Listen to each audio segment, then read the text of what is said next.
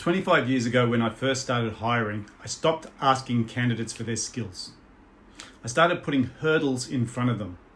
Small ones, a form before the interview, a task before we spoke. Nothing hard, just something between them and the next step. And I'd watch what they did. Some cleared it in a day, some took a week. Some argued about whether they should have to do it at all. And a lot never came back. That was signal. Because how someone handles a small hurdle is how they'll handle a big one. Attitude doesn't hide.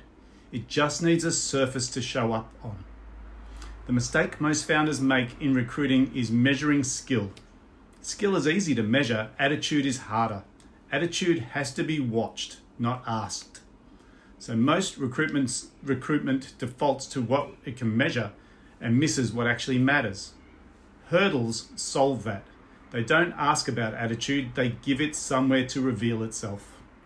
This week, we watched the same principle land inside an existing team for the first time.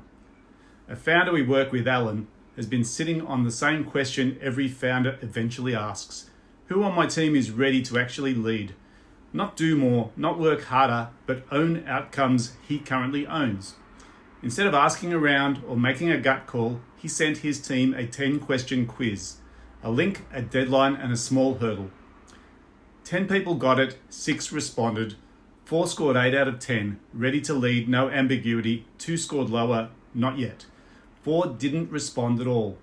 And Alan told me straight away, the 4 who didn't respond told me more than the 4 who did. 2 of them I'd already been worried about. 2 I hadn't been, and now I know. That's the whole thesis working inside an existing team, exactly the way it works in recruitment.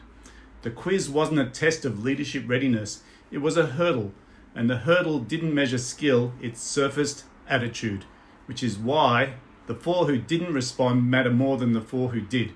Not clearing a 10-minute quiz is the same shape as not stepping up on Monday. It's the same pattern. How you do one thing is how you do everything.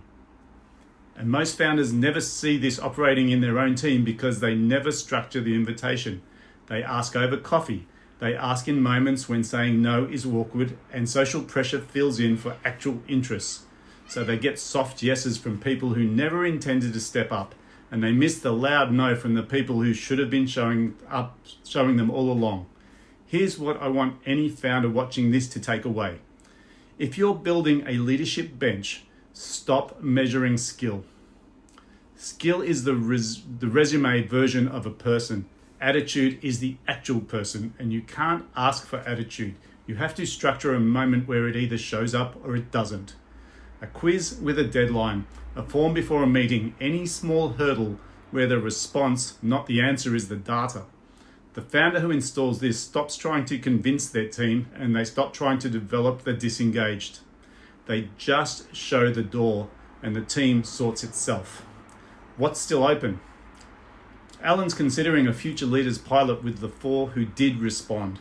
A proposal's on the table, not a signed engagement. If he proceeds, that becomes the first live cohort under the new positioning. We also ran the same hurdle mechanism inside a workshop last week for Andrew. Same pattern held. The ones who leaned in surfaced quickly, and the ones who didn't told us something without saying anything. Next build. A quiz as a hurdle goes into every founder engagement from here as a standing tool. Any founders who want to see who's actually on their team have a way to find out that doesn't require a difficult conversation. That's the leverage, and it lives in the hurdle, not the answer. Stay close and watch what we're building.